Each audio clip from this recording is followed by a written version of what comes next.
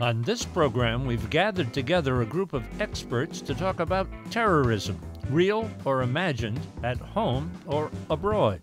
Our guests are joining us from the Heritage Foundation, the Center for Strategic and International Studies, as well as the Center for American Progress and the National Consortium for the Study of Terrorism and Responses to Terrorism program at the University of Maryland. Rick, I'm going to start with you. I threatened that I would. Definition of terrorism. Is there any definition we can all agree on, you can all add? Go ahead. Well, we argue about this all the time. That's where you start with a taxonomy of what is terrorism, who is a terrorist, and we often don't meet consensus. But eventually you get to the point where it's something around a violent action for political ends is usually a common definition. So somebody who wants to achieve a political outcome and they do that through a violent activity, a bombing or a hijacking or something of that sort. How would you differentiate, say, between war? What's the difference? Well, war is generally between state actors, and what we've seen over the last decade or two has been the growth of non-state actors, particularly in places like the Middle East, but also places like Pakistan and Afghanistan. Those non-state actors challenging the authority of the state through violent means. I agree with what Rick said. It generally is for political ends, but sometimes there's very nihilistic ends and not clearly defined, especially in recent years by some of these non-state groups. Lisa, jump in. Well, I think terrorism, it's become more obvious what is terrorism as the tactics of the terrorists get more brutal. For instance, ISIS and what it's been engaging in. But I always think of Pakistan and how Pakistan would call the Kashmiri militants freedom fighters. Yes. So they would say one man's freedom fighter is another man's terrorist. But I think, as I was saying, as we've seen the brutality of the terrorists increase over just the last few years, there's more agreement among the international community on what is terrorism. And I think most nations are fighting ISIS. And we can see that there is a consensus among the international community about the need to defeat ISIS. You're over at University of Maryland. You're studying this. Yeah. What can you add? So I would actually add two components. Okay. One is that it's not just the use of violence, it's the threat of the use of violence as well. And the second thing is it really is, it has to be communicative. It has to be reaching out to an additional audience, not just the immediate target of the violence itself. Because as we've highlighted, it really is a political act. It is using violence to advance a particular political agenda. So political agenda could be a religious agenda as well? Religion when it's been politicized. Now look at the, we got four major groups right now. Boko Haram, Taliban, ISIS. Fourth one would be... Al-Shabaab? Al-Shabaab. Okay. What's the common denominator? Is there a common denominator amongst those groups? Absolutely. So they are all pursuing an Islamist agenda, which is, again, a politicized version of basically an ideology that is sort of warping and taking elements of the larger Islamic religion. But here's the thing. Did an interview with the ambassador who represents the League of Arab States here in Washington, and he was adamant that to tie these groups into a religion was really not serving the religion very well, number one, nor was it fair. Is that something the media has done? Look, I mean, it's first something the extremists and the terrorists have done. They actually cite their religion in their propaganda. And it's important, though, what the ambassador was saying is to disentangle it. And why John, I think, is so careful about this is that this is truly not a representation of what most Muslims believe to be their faith. And I think the thing that also, the common thing between those four different groups is also you have, in most of those countries, governments that have not ruled justly or effectively, providing sort of a decent sense for the population. So these groups can tap into a grievance, and I think it varies, Boko Haram versus ISIS versus other groups, but it goes back to the issue of it being political. They're actually using their actions to try to tear down state structures that a lot of people in some of these societies don't see as either effective or legitimate. Go ahead, Lisa. Well, I think it's important from a U.S. policy perspective to actually dissociate the terrorism from the religion, and for the U.S. to make clear that the terrorists do not represent the religion of Islam. They may be misusing it for their political ends, as John was talking about. But I think this is really important from a policy perspective, because what the terrorists are seeking to do is create a religious war. So if we begin to equate terrorism or the terrorists with the religion of Islam, we're actually playing into their plan, their game plan for drawing us into a religion-based war. But obviously 1.6 billion Muslims, not even 1% of the people following that religion would support the kind of tactics that are being used by ISIS and Al-Qaeda. Now, let me toss this into the conversation. New book just out called Heretic, reviewed in the papers within the last couple of days. Woman has written a previous book very critical of the of Islam, and saying that it really has to step back and reevaluate its message totally.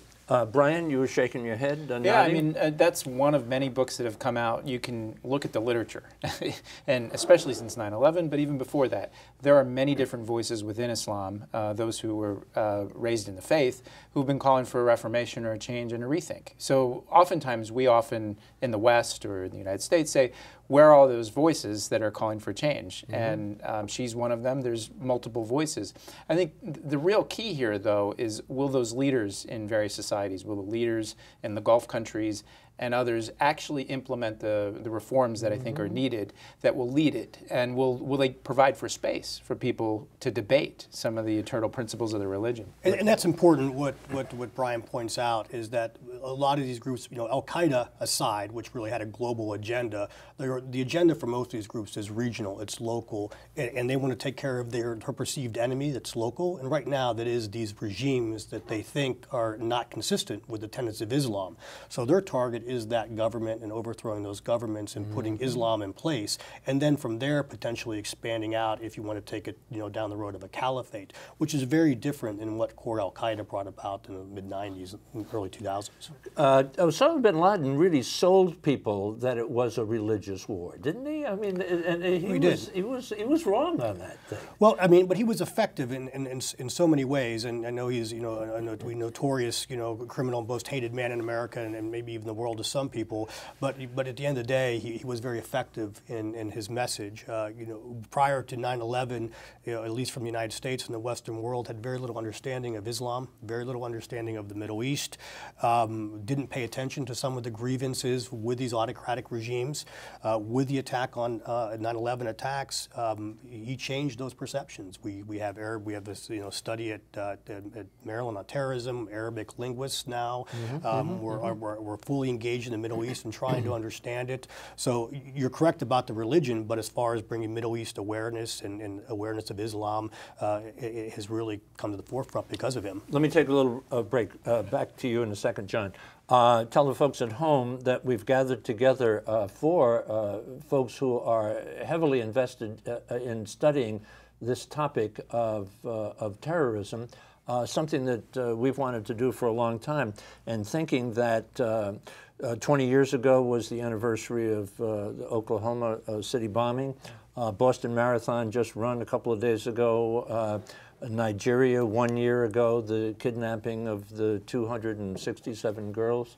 And just a recent event in Afghanistan, 35 people killed. Terrorism. A lot to talk about. Take a little break. Back on the other side. This is America and the World. This is America and the World is brought to you by the National Education Association, the U.S.-China Education Trust, and F.Y. Chang Foundation, guided by Ambassador Julia Chang Block, President. The League of Arab States, representing 350 million people in 22 member countries. ANA, Japan's largest airline with an extensive network throughout Asia. Japan, history, hospitality, and advanced technology. Sharing tomorrow. The Petrolin Group, expertise with integrity in the fields of oil and gas, exploration and production, energy, and infrastructure. The Panama Tourism Authority. The Rotondaro Family Trust.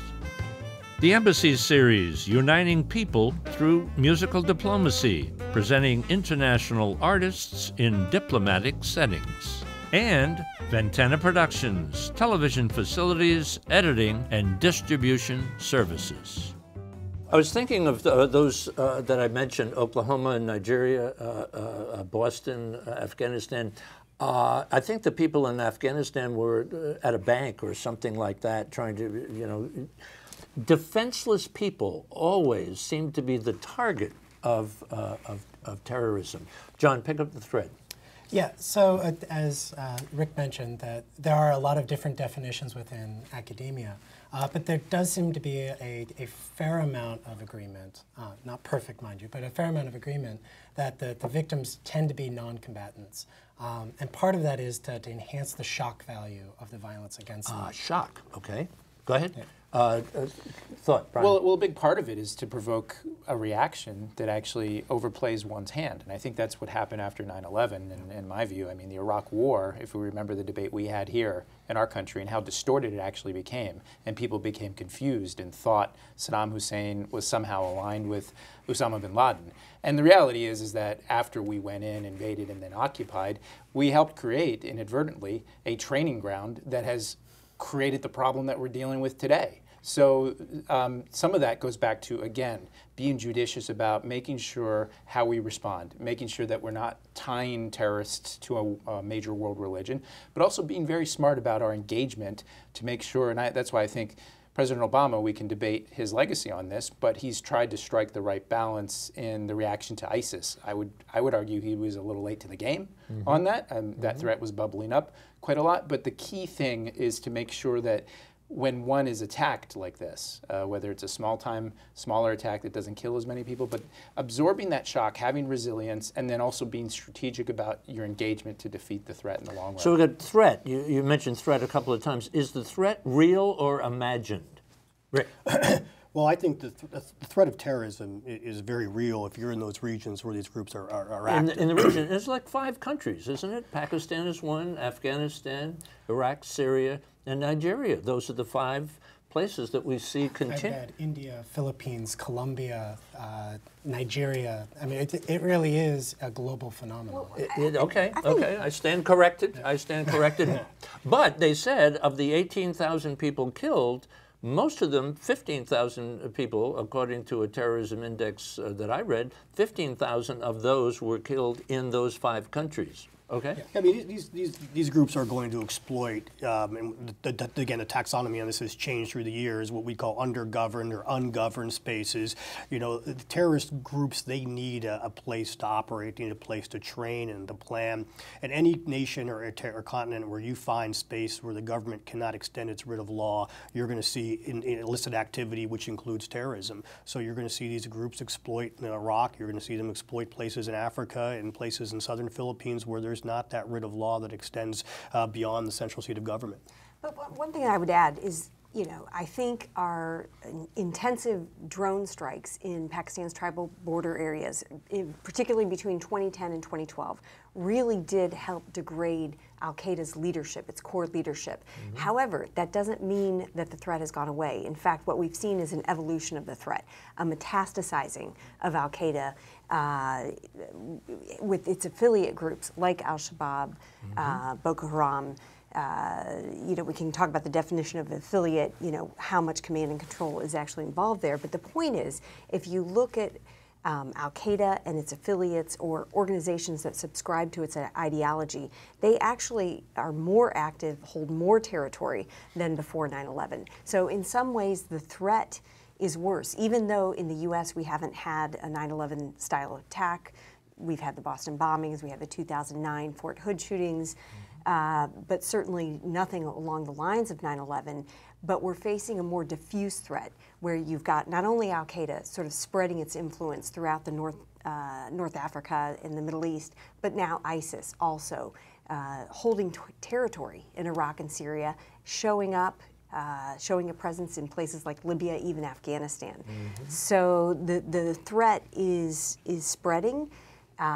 It may not be as much of, we haven't seen an attack like 9/11 on the U.S., but we still have to keep on guard. Go ahead. The two main differences, I wouldn't disagree with what Lisa's saying, but two main differences going forward is one is Al-Qaeda under bin Laden really had the goal of attacking the United States, coming into the United States, and that was their ultimate goal. But was that about the troops in Saudi Arabia? Was that really what his axe to grind was? That's where it originated from, but it was basically getting the U.S. and the West out of the Middle East, as Lisa pointed out off of air. I think the other thing that we're seeing, interestingly enough, and the panel may disagree with that, is we are seeing less sophisticated attacks. How so? Well, it's hijacking airplanes and flying the World Trade Center is a highly sophisticated attack, and the fact that they were able to pull that off, regardless of the security situation at the time, was quite remarkable. But we put in so many security structures and protocols into place since 9/11 that to carry out that level of sophisticated attack is now much more difficult to do, I believe.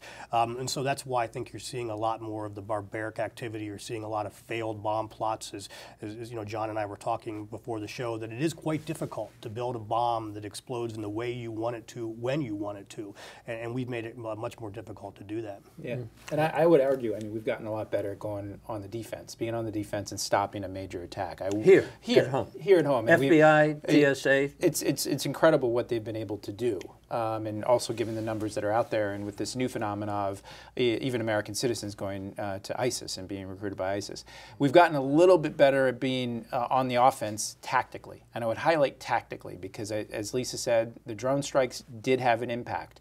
But what I think is missing, and here we are almost 14 years after 9/11, I still don't think we have a strong strategic assessment of how we're doing in the broader landscape. And when President Obama announced the operation against ISIS in Iraq and Syria, he highlighted Yemen and Somalia as examples of what we would be doing there. If you look at Yemen and Somalia today, in April 2015, they don't look like great models to me, and it's one thing. What we've done tactically on the offense has actually eliminated threats in the short and medium term, but it's done very little to create an architecture in those societies to actually ultimately defeat these threats. And we don't have a good metric of whether we're actually matching resources and tactics to meet the threats that are evolving quite rapidly. How do you measure success is really what you're saying, right? Well, absolutely, and it's astounding in the trillions that we've spent, essentially since 9/11. Our lawmakers, our administration, we have great sort of databases on attacks that have happened over the past year. We have incredible threat reporting to stop attacks. What I'm saying is we don't actually have that strategic assessment for the president or for senior officials to say, are we appropriately matching resources to meet threats? So for example, back in 2009, 2010, a lot of the intelligence was saying the threat to the homeland, to the U.S., had migrated to AQAP, Al-Qaeda in the Arabian Peninsula and Yemen. Yet, much of our policy debate was focused on the surge in Afghanistan and Pakistan. And I'm not suggesting a false choice there. It's just that we didn't really have a strategic debate about how the whole landscape of terrorist networks had been changing and evolving. Go ahead, Rick. And this is very difficult, I think, inside the United States as national security infrastructure to deal with a transnational threat like terrorism. If you go back to the Cold War, it was a pretty clear problem. You counted missiles, you counted tanks, you measured capabilities, and then you colored the countries red if they were turning communism and blue if they were turning towards democracy, and you could manage that problem and you could commit resources, measure success. With terrorism, you can't do any of that. You don't need a lot of capability. You need a pair of handcuffs, a drone or a rifle. It's very difficult to measure whether a state, even when we see maps of how much territory ISIS controls, it looks like a scattergram. It's really difficult to identify that, and at the end of the day, how do you measure success? Is it simply that we haven't been attacked? It's very difficult, and if one of these terrorist groups is effective in overcoming an autocratic regime and get rid of a dictator, that could be seen as success in some eyes, that you've gotten rid of a human rights abuser. So it's very difficult to measure this. Do you all kind of make a huge distinction between terrorism abroad and terrorism at home or the threat of terrorism at home. Do you make a big distinction there? Go ahead. You're doing all this stuff. I want to mention to the folks of West the National Consortium for the Study of Terrorism and Responses to Terrorism over at the University of Maryland, and that's your baby. So, what do we know? Is it different abroad? Is it different at home? How are we doing?